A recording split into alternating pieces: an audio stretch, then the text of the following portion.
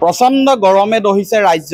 অন্যান্য প্ৰান্তৰ লগতে শিৱসাগৰ জিলাতো যোৱা দুদিনৰ পৰা তাপমাত্ৰা দিনৰ ভাগত যথেষ্ট পৰিমাণে বৃদ্ধি পাইছে। 37-38 ডিগ্ৰী চেলচিয়াছ অতিক্ৰম কৰিছে, যাৰ বাবে বহু বিদ্যালয়ত ছাত্ৰ ছাত্ৰী ঢলি পৰাও পৰিলক্ষিত হৈছে। আৰু ইয়াৰ প্ৰতি লক্ষ্য ৰাখিয়ে আজিৰে পৰা প্ৰযোজ্য হোৱাকৈ শিৱসাগৰ জিলাৰ বিদ্যালয়সমূহৰ পৰিদৰ্শকে এক নিৰ্দেশনা জাৰি কৰিছিলে। সেয়া হৈছে 9 বজাৰ পৰিৱৰ্তে পুৱা 7:30 বজাৰ পৰাই বিদ্যালয়সমূহত পাঠদান আৰম্ভ কৰিবলৈ দিছে। আৰু আজি সেই নিৰ্দেশনা অনুসৰিয়েই শিক্ষা বিভাগৰ নিৰ্দেশনা অনুসৰি শিৱসাগৰৰ বিদ্যালয়সমূহত মই দেখুৱাইছোঁ আজি পুৱা 7:30 বজাৰ পৰাই পাঠদান আৰম্ভ হৈছে।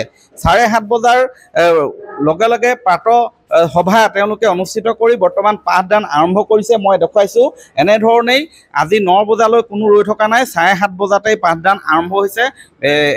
আৰু বিদ্যালয়সমূহত যি পৰিদৰ্শকে দিয়া নিৰ্দেশনা অনুসৰি পুৰা 7:30 বজাৰ পৰা 11:30 বজালৈকে প্ৰাথমিক বিদ্যালয়, উচ্চ প্ৰাথমিকৰ শিক্ষাৰ্থী 7:30 বজাৰ পৰা 12:15 বজালৈ, আৰু উচ্চ আৰু উচ্চতৰ মাধ্যমিক বিদ্যালয়ত 7:30 বজাৰ পৰা 7:30 বজাৰ পৰা 1 বজালৈ পাঠদানৰ নিৰ্দেশ দিয়া হৈছে। আৰু সেই অনুসৰি পাঠদান আজি পুৱা 7:30 বজাৰ পৰা আৰম্ভ হৈছে। মই বিদ্যালয় এই লক্ষ্মীনাথ বেজবৰুৱা শিশু ভৱন প্ৰাথমিক বিদ্যালয়ৰ প্ৰধান শিক্ষক আছে, কি ক'ব নিৰ্দেশনা অনুসৰি আজি হৈছে? ভাল হৈছে, আমাৰ চৰকাৰে আজি এটা সিদ্ধান্তটো খুব ফলপ্ৰসূ সিদ্ধান্ত লৈছে। ছাত্ৰ ছাত্ৰীসকল বৰ অসুবিধাত পৰিছিলে। এই 2-4 দিন আজি অত্যন্ত গৰম হৈছিলে। গৰমৰ কাৰণে প্ৰাতঃ সভাতো ল'ৰা ছোৱালী অসুবিধা পাইছিলে। আমি ছাঁহত বাৰান্দাত কৰাইছোঁ, অসুবিধা আমাৰ তেনেকৈ হোৱা নাছিলে। কিন্তু 2-1 ছাত্ৰ ছাত্ৰী আহোঁতেই গৰম পাই আহিছিলে, আৰু ইয়াত আহি প্ৰচণ্ড গৰমত তেওঁলোকে মানে অসুবিধা পাইছিলে। ক্লাছৰুমতো মানে আমাৰ পৰ্যাপ্ত, আপোনালোকে দেখিছেই এটা ৰুমত 4-5খনকৈ ফেন আছে, বাৰান্দাটো আছে আমাৰ। কিন্তু মানে গৰম বতাহ যেতিয়া বলিছে মানে ফেনেও কাম নকৰে, ছাত্ৰ ছাত্ৰী অসুবিধা ভুগিছিলে। আমি লগে লগে কালি পৰিচালনা সমিতিৰ লগত কথা পাতি আমি টাই মৰা বন্ধ কৰি দিছিলোঁ।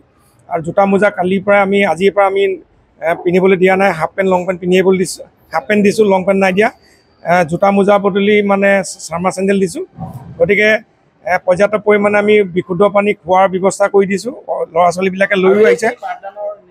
পাঠদানৰ নিৰ্দেশনা খুব ভাল হৈছে। এতিয়া মানে কি 7:30 বজাত তেওঁলোকে 11:30 বজালৈ পুৱা ভাগতেই তেওঁলোকে পাঠদান কৰি শেষ হ'ব, আৰু গৰম আৰম্ভণি বেছি হওঁতে ঘৰ পাবগৈ।